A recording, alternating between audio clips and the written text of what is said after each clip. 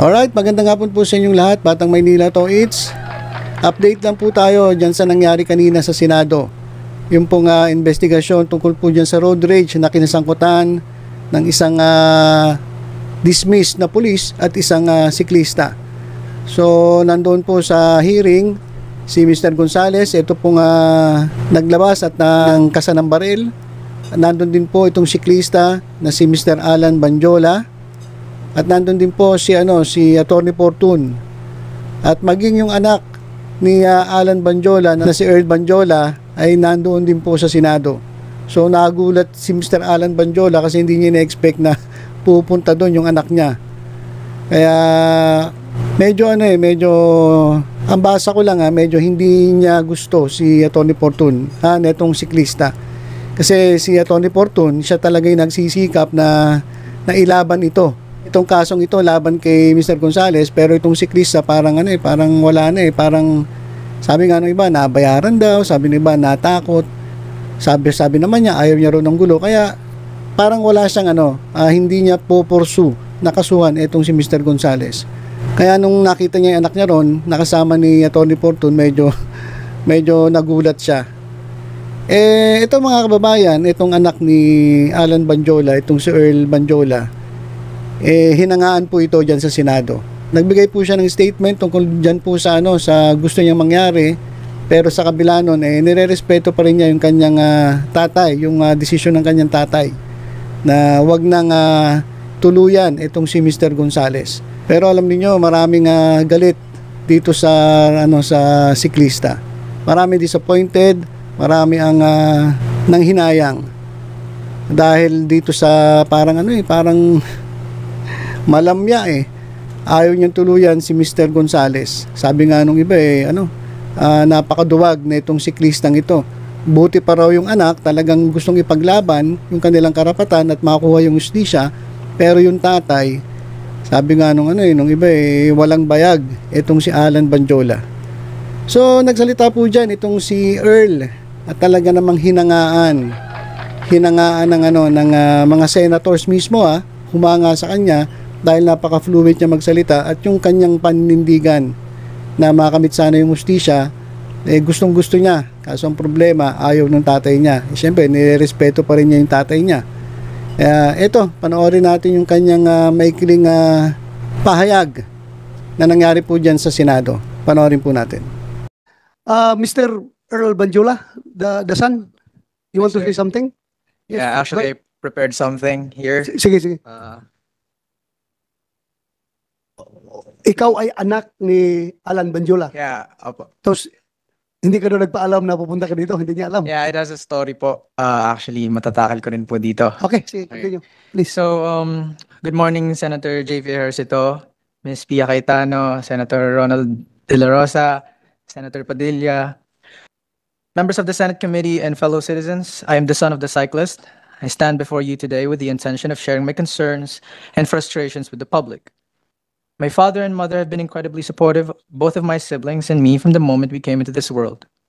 They dedicated themselves tirelessly to provide for our essential needs. My father never fell short in caring for us, and our entire family has worked diligently to ensure we have the quality of life we rightfully deserve. We lead a modest yet content life, cherishing our strong family bond. August 8, 2023, 10 p.m., hindi pa nakakauwi yung father ko. I was worried, and yung lola ko rin. Kasi usually 5 p.m. yung dad ko po nakauwi na sa bayan kasi yun talaga yung time na nakakauwi na siya sa bahay namin. And then she received a phone call from my father saying na nasa police station siya. And then nakauwi na yung dad ko around 2 a.m. And akala ko doon na natatapos yung lahat. Akala ko okay na. August 27, 2023, nakita ko yung video. Si Nagi, binatukan, minurat, kinasaan ng baril ang tatay ko. As his son, nakakapangahina. I feel mixed emotions. I was disappointed, I was mad, and I was sad.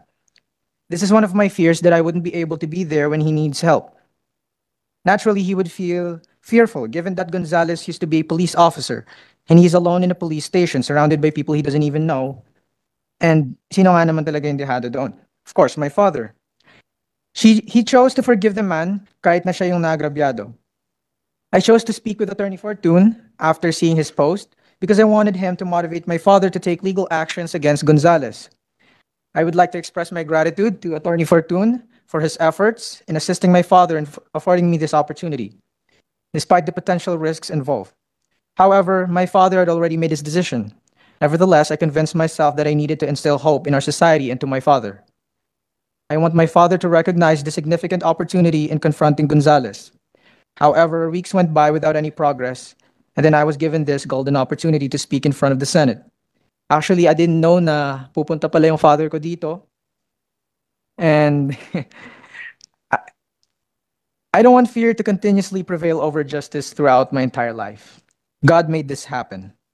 I observed that the media provided Gonzales with an opportunity to express his views, whereas my father, on the contrary, was unable to share his concerns during that time with the public due to the fear that our lives might be altered and one of us could potentially face harm or even death.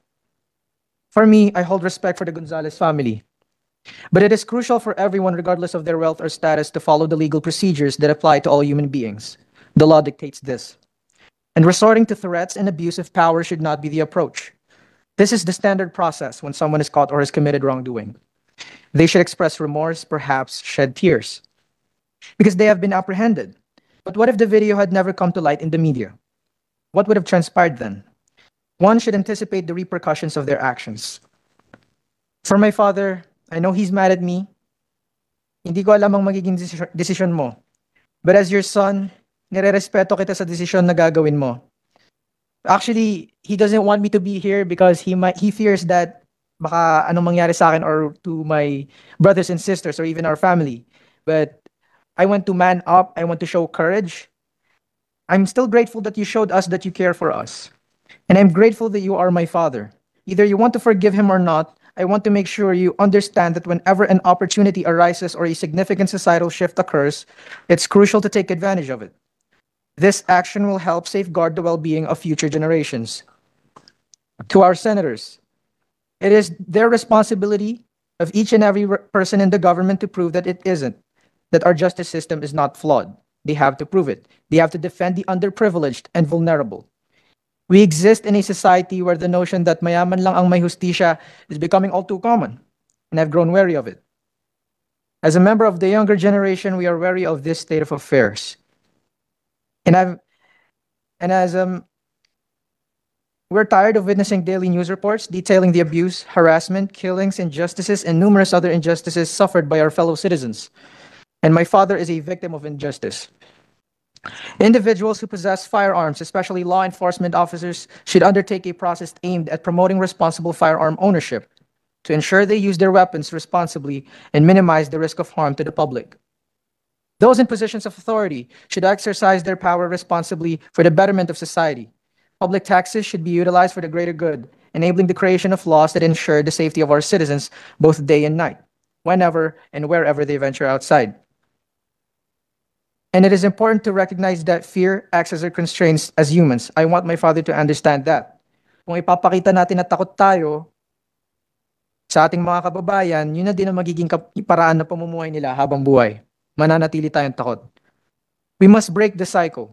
We must exhibit not only resilience but also courage in the face of those who oppressed us. Cease to underestimate the youth, for they represent the future. Don't diminish our potential. Despite our youth, our determination for change exceeds conventional expectations. And allow me to end this with a quote. Injustice anywhere is a threat to justice everywhere. We are caught in an inescapable network of mutuality, tied in a single garment of destiny. Whatever affects one directly affects all indirectly.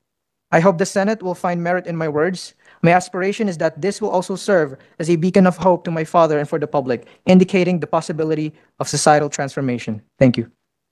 Thank you, Mr. Earl Banjula. We heard you loud and clear. And thank you for manning up in behalf of your father. And I would like to congratulate your father for raising you up to be a fine gentleman you are today. Ha? Pasalamat pa rin sa tatay mo. Ha? Sana walang samaan ng loob between you and your father. Because sa akin, napaka-importante yung pamilya. Ha? Mr. Alan Banjula, may samaan ba kayo ng loob ng anak mo? Okay lang? Actually, nag-aalala lang po sa kanya yan. Nag-aalala ka lang. As a father po. Kasi hindi ko po alam na nandito yun eh. Akala ko kung nasa school po. Actually, di Kasi po ako umingit sa nag-copy akin nga. ng Take note lang ah. Humingi Mamaya sa pa yung akin pasok yan, ko. papasok ng school. So, hindi ko po alam na nandito yan. Mamaya, pumasok ka na ha? Huwag ka- Galing mo dito. Mamaya pa po yung pasok ko. Ha? Mamaya Mamaya pa? pa po, panggabi po ako. Okay, pero Mr. please, I am asking you ha. Please, huwag ka kahit na nakita mo na mukhang nakukulangan ka sa action ng tatay mo, pero huwag kang sumama ng loob sa tatay mo ha.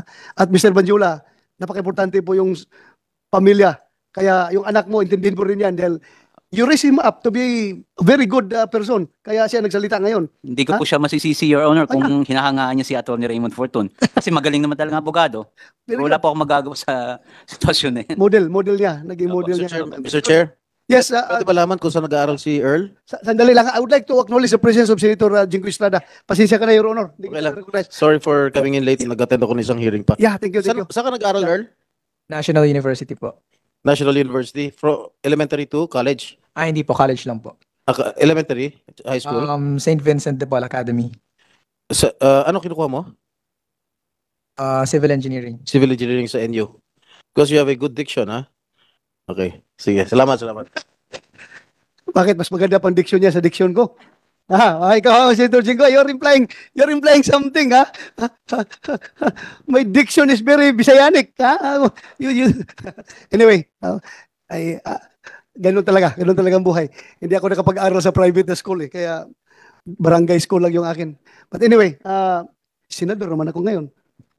Alright, so yan, narinig po natin yung pahayag ng anak ni Mr. Alan Banjola. Marami pong netizens na natuwa dito sa anak ni Mr. Alan Banjola, pero dito sa siklista mismo ay maraming nabisit. Actually, ako po isa na rin po sa talagang disappointed na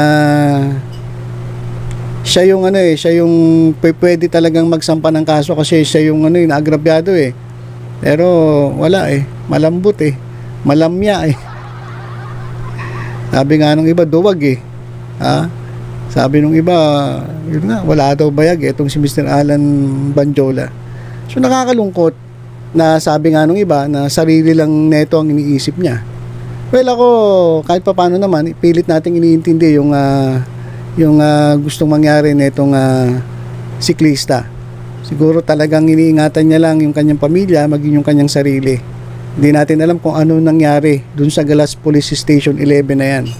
Na para bang takot na takot siya at ayaw niyang kumilos laban dito kay Mr. Gonzales. So anyway, kahit ganun na nangyari, yan, natuloy pa rin ang hearing dyan sa Senado. At yun naman ang importante, makagawa sila ng batas para protektahan ang karapatan ng mga siklista, ng mga motorista laban sa mga abuso pang kapwa motorista na katulad nito ni Mr. Gonzales.